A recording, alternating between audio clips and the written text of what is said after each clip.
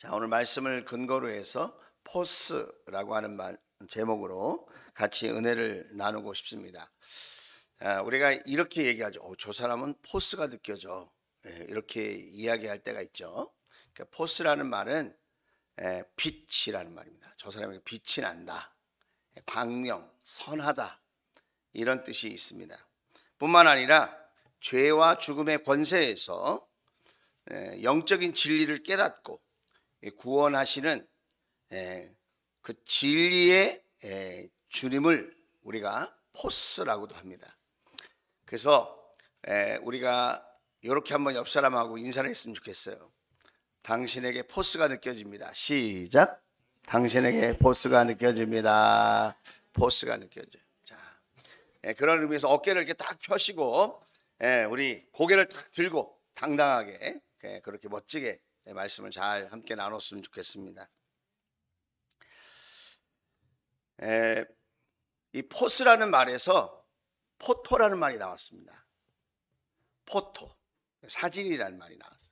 포토그래피 이런 말 들어보셨죠?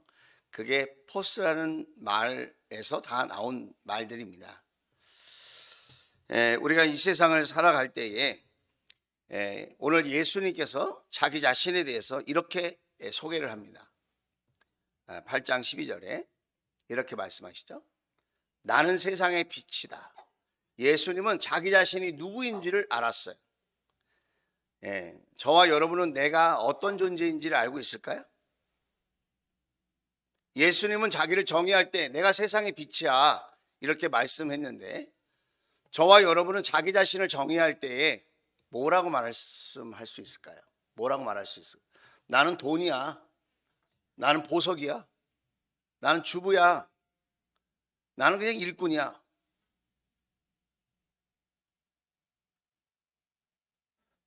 나는 어떤 존재일까요?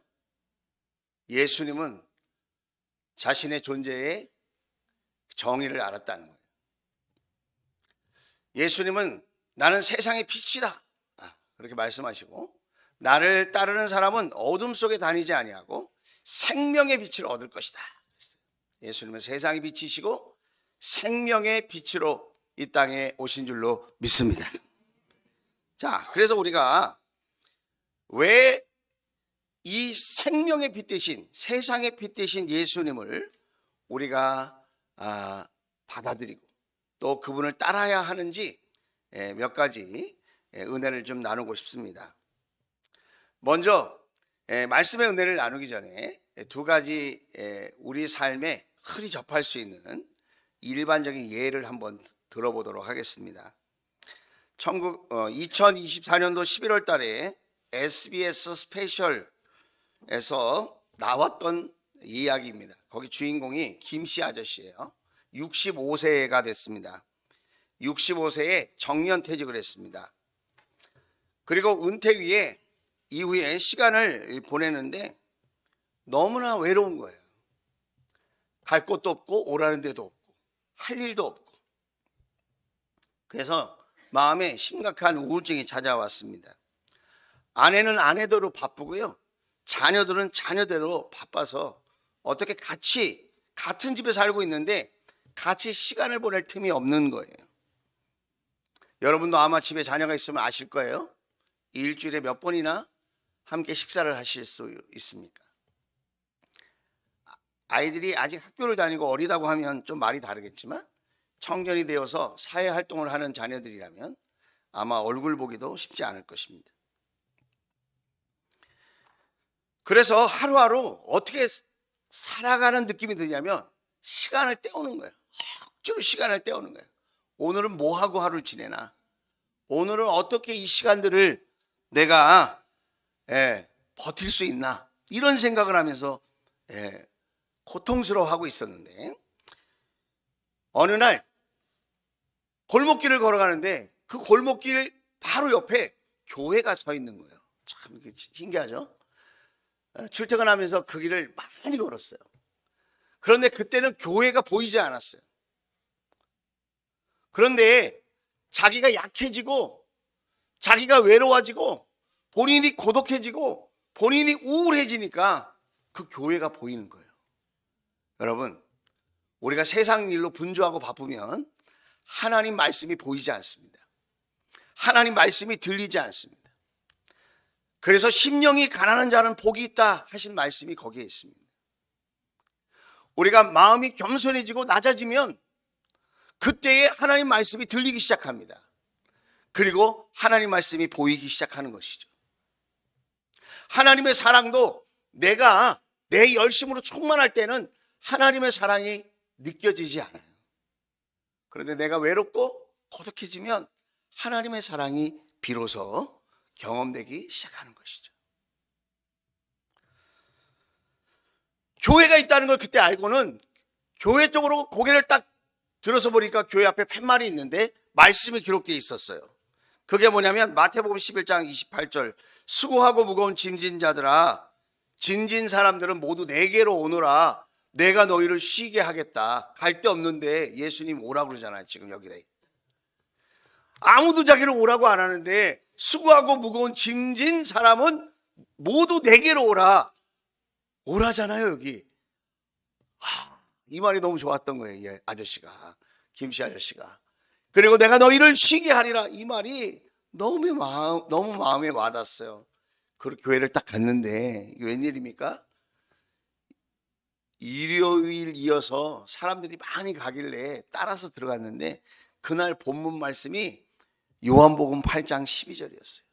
자, 8장 12절 말씀 무슨 말씀이라고요? 나는 세상의 빛이다.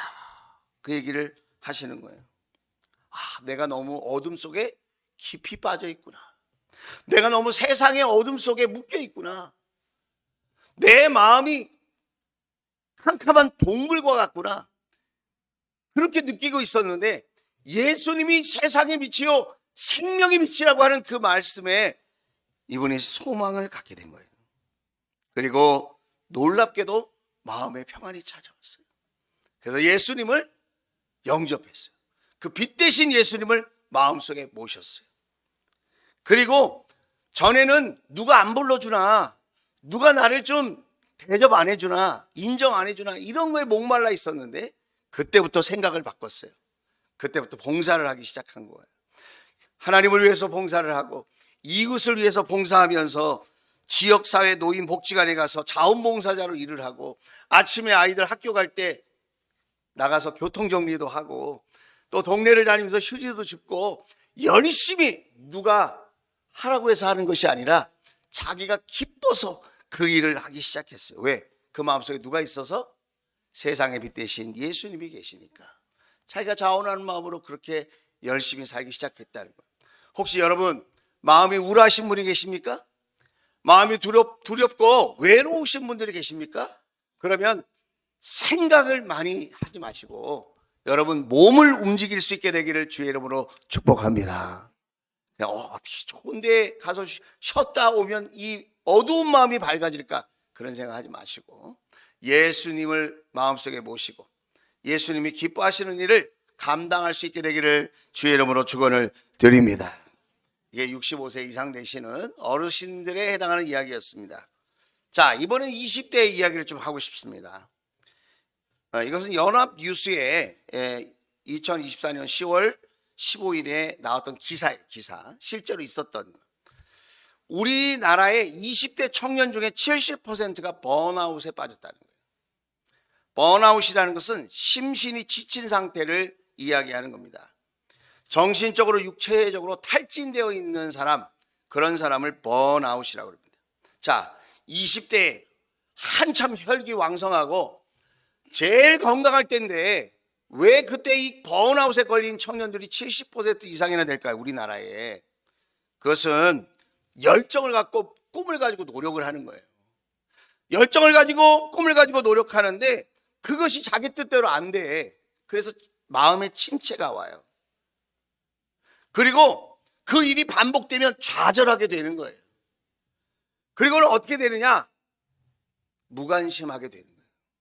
여러분, 사랑의 반대말은 미움이 아닙니다. 사랑의 반대말은 뭐죠? 무관심이에요. 무관심. 여러분, 지금 경상북도에 수많은 산불 또 잡혔다는데 또 다시 불이 붙었다고 하고 어느 게 사실인지 모르겠어요. 하지만 그로 인해서 많은 분들이 생명을 잃고 재산을 잃고 삶의 터전을 떠나고, 여러분 문화재를 잃고 또 헬기에서 사람이 떨어지고 많은 사람들이 그 산불로 인해서 고통을 당했습니다. 사람들의 부주의함 때문에 이렇게 엄청난 손실을 경험하게 되는데, 이런 가운데에도 무관심한 분들이 계시다는 거예요. 나라를 위해서 기도할 마음을 갖지 못하고 그저 자기의 일신 하나 돌보는 것, 그것으로 족한 줄 알고 사시는 분들이 많이 있다는 것을 생각할 때에 우리가 참 사랑이 없구나, 그런 생각을 하게 되어집니다. 그런데 우리 청년들이 왜 이렇게 번아웃에 빠지게 되느냐? 그것은 치열한 경쟁을 하고 있기 때문에 그렇다는 거예요. 대학을 갈 때에도 치열한 경쟁을 하고, 대학을 졸업한 이후에는 취업을 위하여서 치열한 경쟁에 놓여 있다는 것이. 그래서 스펙을 쌓고 자격증을 준비하고 뭔가 시험에 합격해야 하는데 그것이 잘 안 된다는 거예요. 그래서 지치고 낙심하고, 그래서 어떻게 됩니까? 나중에는 번아웃이 되면서 모든 것에 대해서 무관심한 인생이 되고 만나는 것입니다. 혹시 우리 가운데에도 지쳐 있는 분이 계십니까? 우리 가운데도 내 인생의 탈진이다, 나는 그냥 모든 것이 관심 갖기가 싫다, 이런 분들이 혹시 계십니까? 그런 사람들이 우리 주변에 연세가 많은 분들 가운데도 있고, 20대에 한참 꿈을 위해서 달려가야 할 청년들 가운데에도 그런 어려움을 겪는 분들이 많이 있다는 거예요. 한 청년이 이렇게 말합니다. 나는 어디로 가야 할지를 모르겠어요. 내 인생에 빛이 보이질 않아요. 내 인생에 빛이 보이질 않는다는 거예요. 내가 이 캄캄한 어둠 같은 내 인생을 어떻게 헤쳐나가야 할지 현실이 보이지 않는다는 거예요. 바로 그때 우리에게 필요한 빛이 있습니다. 가짜 빛 말고 진짜 빛. 그 진짜 빛 되신 분, 그분을 만나야 합니다. 그분이 내 인생에 오셔야 합니다. 그 진짜 빛이 누구시냐? 오늘 요한복음 8장 12절에 본인이 이렇게 선언하셨어요. 인류 역사상 내가 빛이라고 말한 사람은 아무도 없습니다. 우리 예수님만이 나는 세상의 빛이다 그랬어요. 그걸 우리가 헬라어로 이렇게 말할 수 있어요. 에고 에이미, 나는 몸보이다 라는 말이에요. 호포스, 나는 빛이다.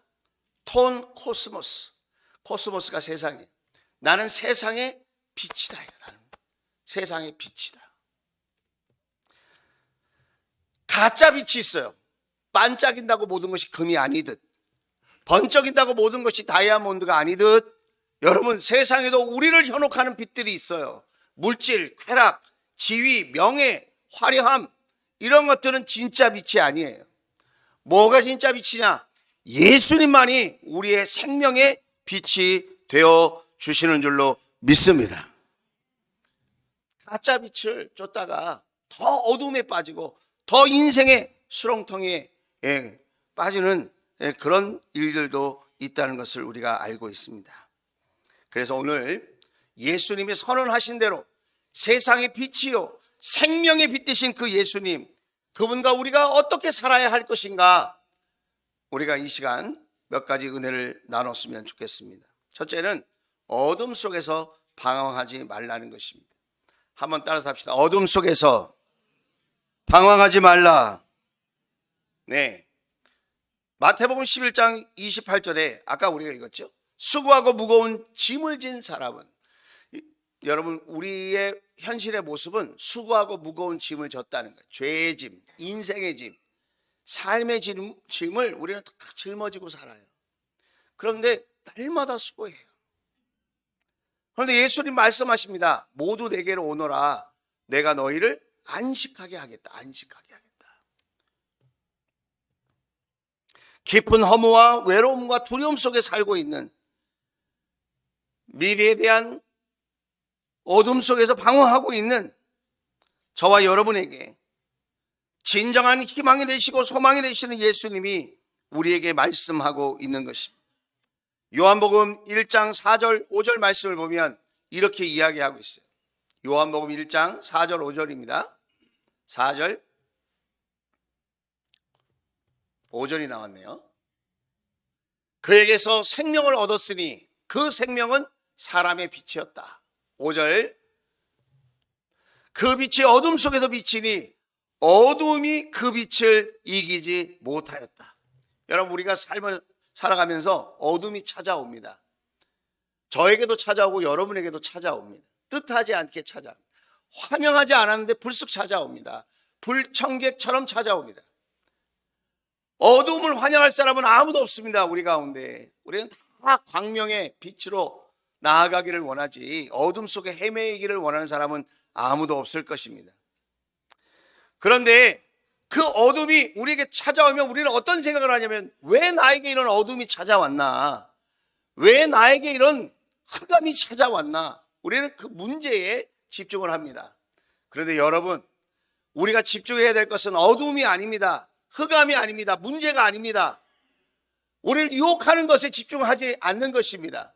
우리가 집중해야 될 것은 무엇입니까? 세상의 빛, 생명의 빛으로 오신 예수님. 여러분, 그 예수님께 우리의 시선을 맞추고 우리가 집중해야 될 줄로 믿습니다. 여러분, 그 어떤 어두움도, 수많은 우리에게 찾아오는 그 어두움도 빛을 이기지 못합니다.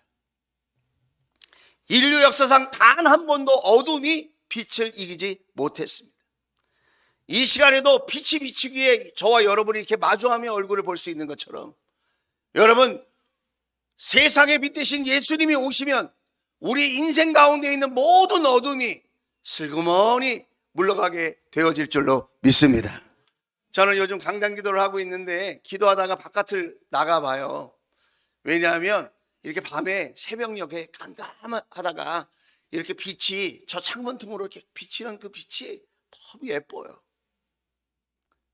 그 새벽의 아침이 얼마나 가슴 벅찬지 몰라요. 어둠이 계속될 것 같지만 여러분, 아니에요. 그 어둠은 반드시 지나가게 되어질 줄로 믿습니다. 태양이 떠오르듯이 여러분, 세상의 빛 대신 예수님이 우리에게 오시기만 하면 우리는 모든 어둠을 끝내고 모든 방황에서 승리하게 되어질 줄로 믿습니다. 두 번째는 우리가 죄와 절망의 굴레를 끊어야 된다는 것입니다. 우리가 자꾸 이 죄와 절망의 굴레에 이렇게 얽혀 있을 때가 있어요. 참 사람이 신기한 거는 약한 것에 계속해서 약점을 보인다는 거예요. 그래서 돈에 약한 사람은 계속 돈에 묶입니다. 이성, 이 정욕에, 성욕에 묶인 사람은 계속 거기에 묶입니다. 교만에 묶인 사람은 계속 교만에 묶입니다. 벼슬을 좋아하는 사람은 그 벼슬, 명예에 계속 묶입니다. 죄는 우리를 너무 잘 알고 있어요. 어디를 건드려야 넘어지게 될지. 그래서 나 자신을 보면 내가 약한 부분이 있는데 계속해서 그 부분 때문에 넘어지고, 그 부분 때문에 시험에 들고, 그 부분 때문에 흔들리는 것을 보게 되어질 거예요. 우리는 구원받았습니다. 그런데 우리에게는 죄의 경향성이 있어요. 옛날에 죄 짓고 살았던 습관이 있다는 거예요. 이스라엘 백성들이 출애굽해서 홍해를 육지처럼 건넜어요. 그런데 애굽에서 살던 노예의 근성이 남아 있었어요. 여러분, 우리에게 남아있는 그 죄의 근성을 여러분 뿌리 뽑게 되기를 주의 이름으로 축원을 드립니다.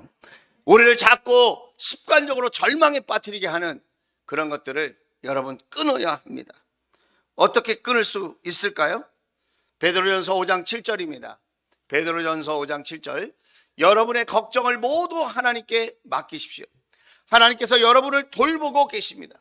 여러분, 근심 걱정 안 하는 사람이 어디 있어요? 저를 한번 봐주세요. 여러분 근심 걱정 많으시죠? 자, 퀴즈를 낼게요. 여러분의 근심 걱정이 많을까요? 저의 근심 걱정이 많을까요? 잘 몰라요? 일부 예배 때는 금방 하는 것 같던데. 여러분도 근심 걱정 많으시죠? 여러분의 근심 걱정이 다 저의 근심 걱정이고요. 거기에다 플러스 저의 근심 걱정이 따로 있어요.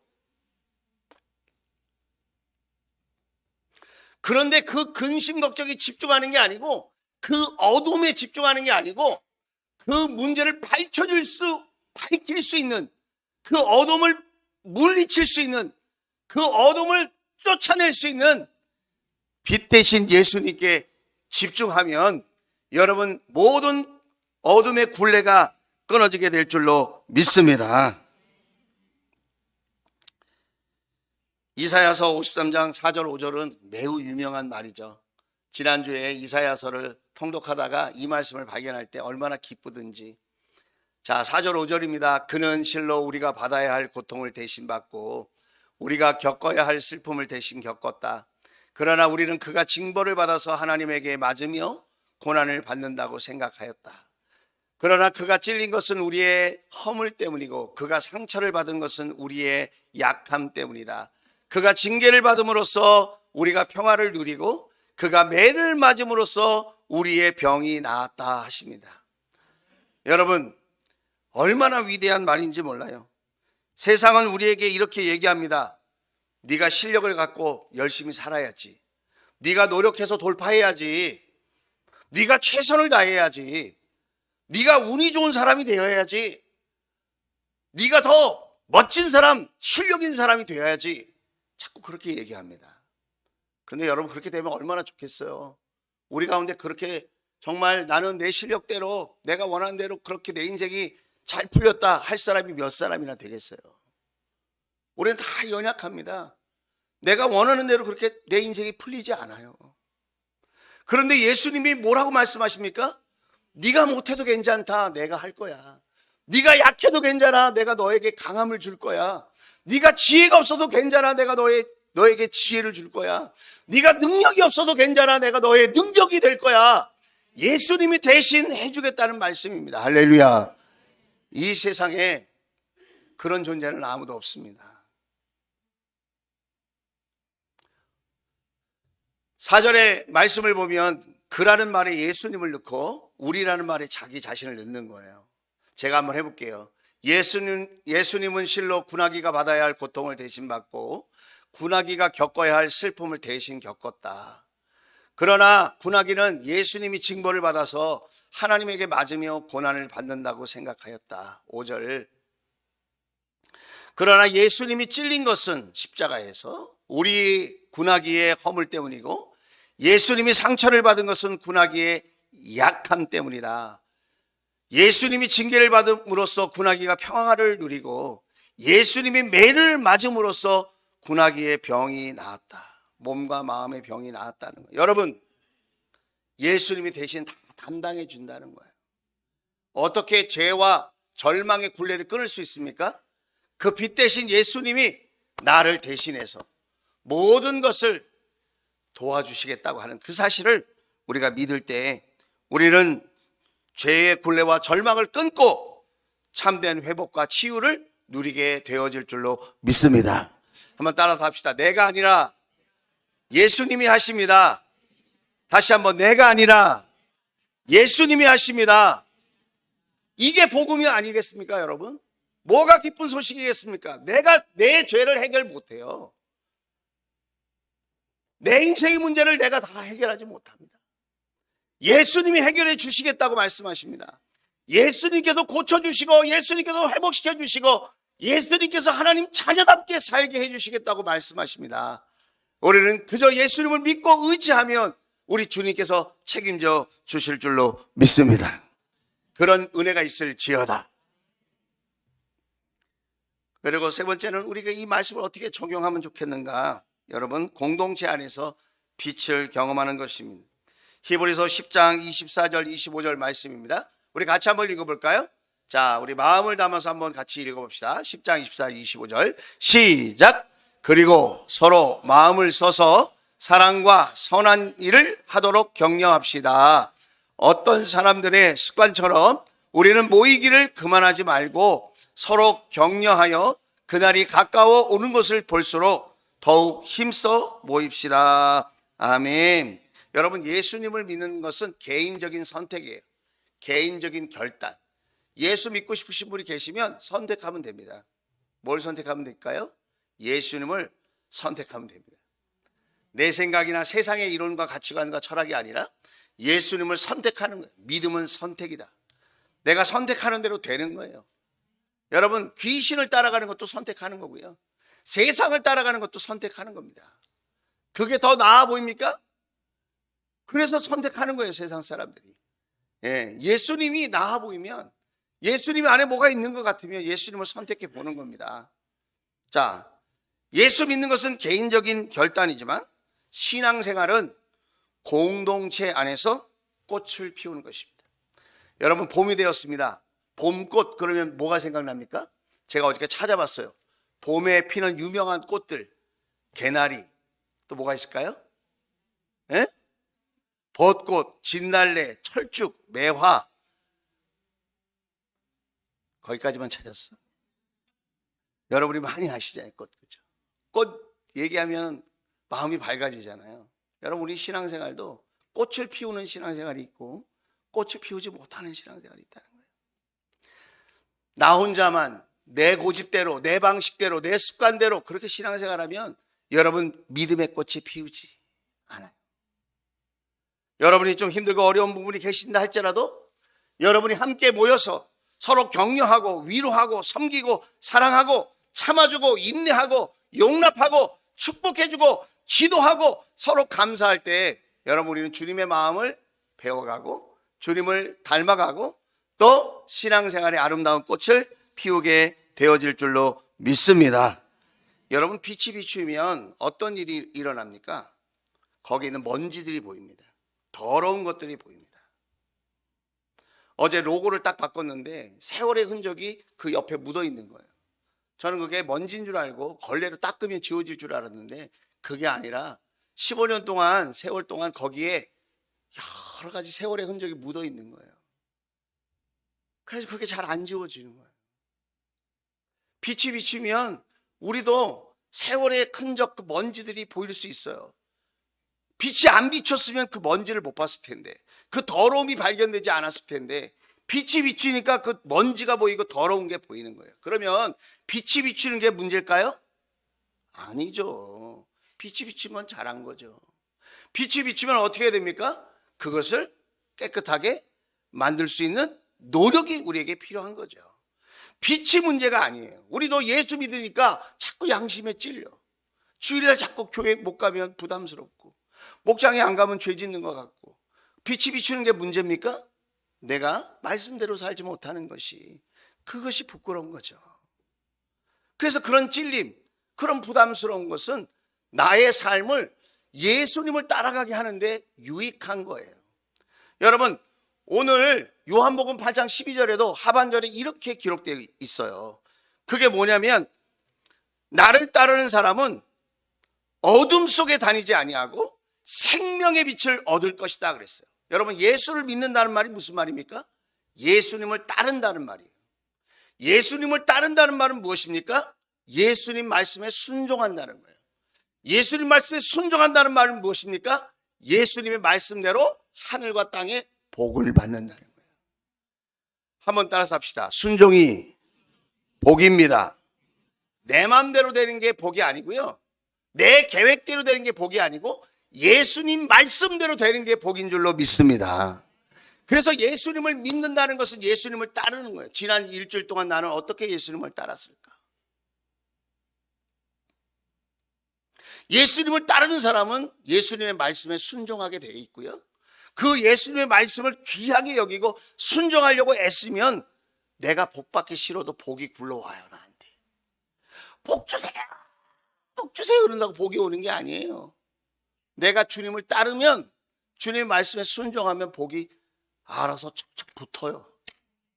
그런 은혜가 있을지어다. 그런 복을 누릴지어다. 주님의 말씀대로 되는 거예요. 그거를 목장 안에서 우리가 훈련하는 겁니다, 여러분. 목장 안에서 지난 한 주간 동안 어떻게 말씀대로 살려고 애를 썼는지, 그래서 그 말씀 안에 살아간 흔적이 있고 기쁨이 있다면 감사의 제목으로 내어놓고, 내가 그 말씀대로 살려고 했는데 부담스럽고 깜빡 잊어서 내가 여차여차 저차저차해서 못한 일이 있다면 과제로 기도 제목으로 내어놓는 거죠. 그래서 그 말씀대로 내가 살기를 원합니다. 할렐루야. 그러면서 주님을 닮아가고 믿음의 꽃을 피우게 되는 것입니다. 그래서 지금 세 가지를 말씀드렸어요. 어떤 말씀을 드렸죠? 어둠 속에 더 이상 방황하지 말라.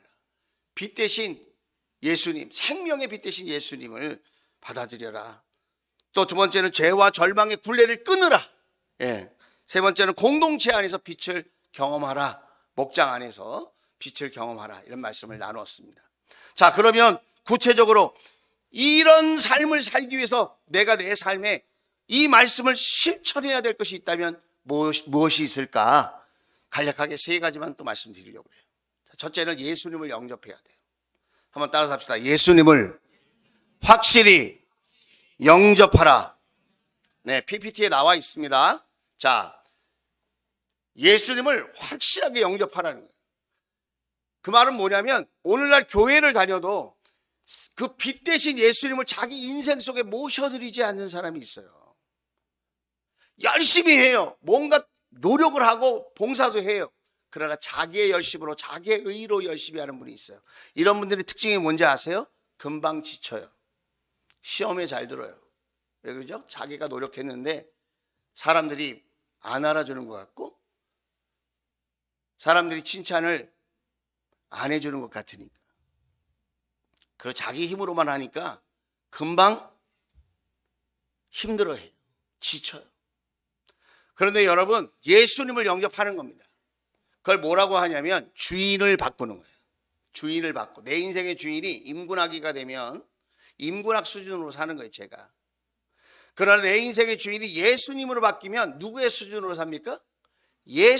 예수님의 수준으로 살게 되어지는 거죠. 당장은 아니어도 그렇게 성장해 나가게 될 줄로 믿습니다. 내 안에 누가 있습니까? 내 안에 뭐가 있습니까? 내 안에 드라마가 있습니까? 내 안에 유튜브가 있습니까? 내 안에 핸드폰이 있습니까? 내 안에 보석이, 가방이, 내 안에 여행지가, 내 안에 술이 있습니까? 내 안에 담배가 있고, 내 안에 여자가 있고, 남자가 있습니까? 여러분 안에 주인이 바뀌길 바라요. 내 인생의 주인 노릇하는 게 지금 뭔가를 보세요. 예수님이 내 인생의 주인이 될 수 있기를 주의 이름으로 축원을 드립니다. 그래서 목장별로 여러분 매달 두 번째 주에 예수 영접 모임이 있는데 예수 영접 모임에 같이 예수 영접 모임을 하는 겁니다. 적어도 7번 정도는 해야 된대요. 왜 그러냐면 우리가 예수님을 영접했다고 하는데 그게 빈말일 수도 있고 분위기 상할 수도 있고 나는 했다고 생각하는데 그게 아닐 수도 있는 거예요. 주인이 안 바뀌었는데 바뀐 척하고 사는 게 얼마나 힘듭니까, 여러분?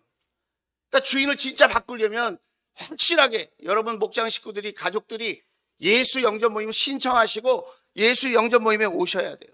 그래서 만약에 내가 예수님을 진짜 영접했는데 또 왔다, 그럼 할렐루야죠. 확인할 수 있는 시간이니까. 그런데 내가 보니까 예수님을 영접했는지 알았는데 알고 보니까 예수님을 영접 안 했네 내가. 그러면 여러분 천국 갈 기회를 얻은 거예요. 할렐루야.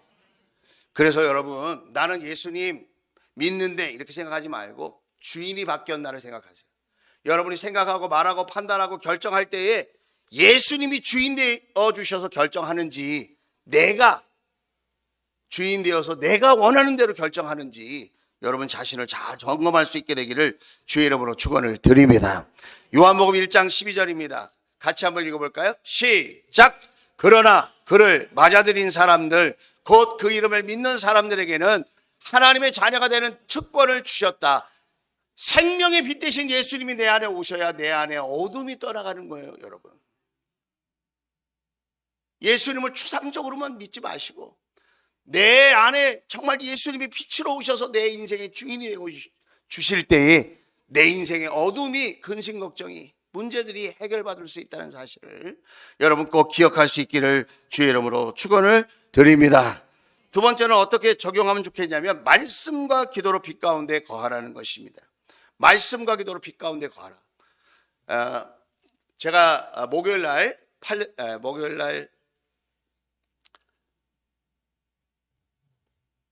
탐방을 간 것 같습니다. 생각이 안 나네요. 제가 목요일 어느 목장에 탐방 갔을까요? 할렘방에 간 것 같습니다. 금요일 날 탐방을 갔어요. 제가 금요일 날은 어느 목장에 갔을까요? 라오스. 기억력이 좋네요. 토요일 날은 제가 어느 목장에 탐방을 갔을까요? 네, 스페인 목장에 갔습니다. 목자님이 고개를 숙이고 계신데. 자, 제가 금요일 날 갔는데 이런 얘기를 하시는 거예요. 제가 이름을 밝힐 수 있지만 참도록 하겠습니다. 이게 전 세계에 퍼지기 때문에. 자, 그분이 이렇게 얘기하는 거예요. 지금 GPS 성금 통독을 하고 있는데 처음에는 이게 뭔 말인지도 모르겠고 이게 참 부담스럽고 이거 왜 하고 있나 이런 생각이 좀 들으셨대요. 그런데 말씀을 계속 듣다 보니까 그 말씀을 듣는데 이상하게 핸드폰을 덜 하게 되고 TV를 덜 보게 되고 이상하게 말씀이 깨달아지고 말씀 때문에 마음이 바뀌는 것 같다는 거예요. 할렐루야. 남 얘기라고 기분이 별로 안 좋으신가 봐요. 예? 여러분 말씀을 가까이 하면 여러분 내 마음이 내 심령이 내 영혼이 밝아지게 될 줄로 믿습니다. 기도할 때도 내가 얻고 싶은 걸 붙들고 기도하는 것이 아니라 그런 차원에 머무는 것이 아니라 하나님의 말씀을 붙들고 이 말씀대로 되게 해주세요. 할렐루야. 그렇게 기도하면 성령의 빛이 여러분 생명의 빛이 비치게 될 줄로 믿습니다. 제가 늘 우리 자녀들과 함께 나누는 말씀 중에 하나가 이거예요. 시편 119편 105절 말씀입니다. 자, 우리 같이 한번 읽어볼까요? 시작. 내 발의 등불이요 내 길의 빛입니다. 어두운 거 붙들고 살지 마세요. 세상의 유행 따라 문화 따라 친구 따라 살지 마세요. 돈이 이끄는 대로 살지 마세요. 여러분 돈은 와서 붙어야지 돈을 쫓아다니면 내가 돌아버립니다. 주님의 말씀을 앞세우며 사는 거예요. 주님의 말씀이 내 발의 등불이에요. 그리고 내 길에 빛이 되는 거예요. 서치라이트를 쫙 비춰줘요. 뭐가? 하나님의 말씀이. 이렇게 얘기하는 거예요. 똑같은 상황인데 말씀을 붙들고 기도하고 있는 사람은 그 똑같은 상황 속에서 비전이 보인대.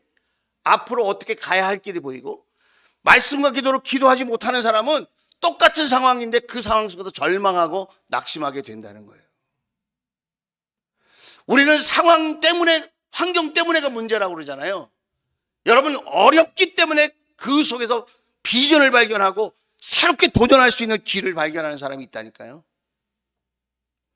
우리 주원 가족들이 그렇게 될 수 있기를 주의 이름으로 축원을 드립니다. 말씀과 기도로 빛이 비춰질지어다. 마지막으로 세 번째는 세상 속에서 빛을 드러내야 한다는 것입니다. 마태복음 5장 14절에 예수님이 이렇게 말씀하세요. 너희는 세상의 빛이다. 그렇게 말해요. 여러분 예수님을 주인 삼은 저와 여러분은 세상의 빛의 존재라는 거죠. 우리가 로마서 13장 12, 13절 말씀을 보면 이 말이 굉장히 유명한 말인데 한번 12, 13절을 같이 읽어보겠습니다. 시작. 밤이 깊고 낮이 가까이 왔습니다. 그러므로 우리는 어둠의 행실을 벗어버리고 빛의 갑옷을 입읍시다. 13절. 낮에 행동하듯이 단정하게 행합시다. 호사한 연애와 술취함과 음행과 방탕과 싸움과 시기에 빠지지 맙시다. 여러분 밤의 행동이 뭡니까? 밤의 문화가 뭐예요? 호사한 연애, 술취함, 음행, 방탕, 싸움, 시기 질투 이런 것들이 여러분 어둠에 사로잡힌 사람들의 모습이에요. 그래서 12절에 뭐라고 이야기하고 있냐면 오늘 로마서의 사도 바울은 이렇게 말합니다. 우리는 어둠의 행실을 벗어버리고 빛의 갑옷을 입어야 된대요. 여러분 뭐가 빛입니까? 세상의 빛 대신 예수님. 예수님으로 옷 입게 될 수 있기를 주의 이름으로 축원을 드립니다. 여러분 복음성가 중에 이런 복음성가가 있어요. 동남풍아 불어라 서북풍아 불어라 가시밭에 백합화 예수 향기 달리니 할렐루야 아멘. 시간이 없어서 가시밭에 백합화 예수 향기 달리니 할렐루야. 내가 백합화야. 그런데 바람이 나를 흔들어. 백합화가 이렇게 얘기할 수 있어요. 바람아 왜 부니? 그런다고 안 붑니까? 세상의 바람이 내가 불지 말라고 해서 안 부는 게 아니에요. 나는 백합처럼 그렇게 살고 싶어 고고하게. 그런데 바람이 불어. 바람이 부는 거는 내 잘못이 아니에요. 바람이 불었어. 그래서 내가 흔들렸더니 어떤 일이 일어납니까? 가시에 찔리네. 아파. 내가 고난당해서 상처받았어. 내가 문제가 생겼어. 그런데 여러분, 어떤 일이 일어납니까? 가시밭에 백합화 예수 향기 날리니 할렐루야 아멘. 가시밭에 백합화 예수 향기 날리니 할렐루야 아멘. 우리 하나님께 영광이 왔어요. 박수 치시는 분은 인격이 훌륭하신 분들이에요. 우리 오민서 목사님이 끝까지 잘 쳐주셔서 감사합니다. 여러분 보세요. 우리는 고난이 문제라고 생각하고 바람이 문제라고 생각하고 가시가 문제라고 생각하잖아요. 내가 세상의 빛 되신 예수님, 생명의 빛 되신 예수님과 함께 하고 있으면 나를 흔들어서 가시에 찔려서 상처가 나고 아파도 뭐가 드러나요? 예수의 향기가 드러나게 되는 줄로 믿습니다. 여러분, 좋은 간증이라는 게 뭐예요? 남들이 안 겪어도 될 고난을 겪잖아요.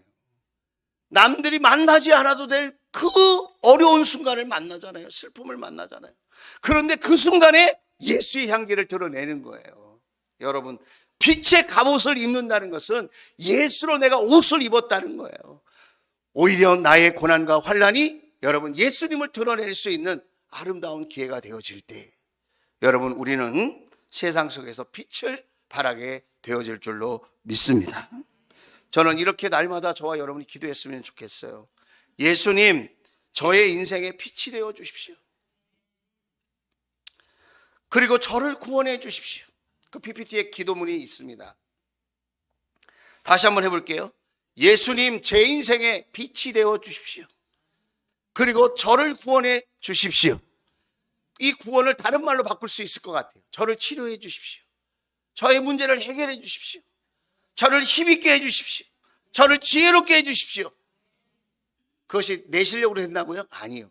예수님이 내 인생에 빛이 되어 주실 때, 그럴 때 예수님의 구원이, 예수님의 치료가, 예수님의 지혜가, 예수님의 해결이 나의 삶에 경험되어질 줄로 믿습니다. 참된 빛 되신 예수님을 통해 저와 여러분의 삶이 얼마나 남아있는지는 우리가 잘 모르겠어요. 태어날 때는 순서가 있어도 부름을 받을 때는 순서가 없는 것 같아요.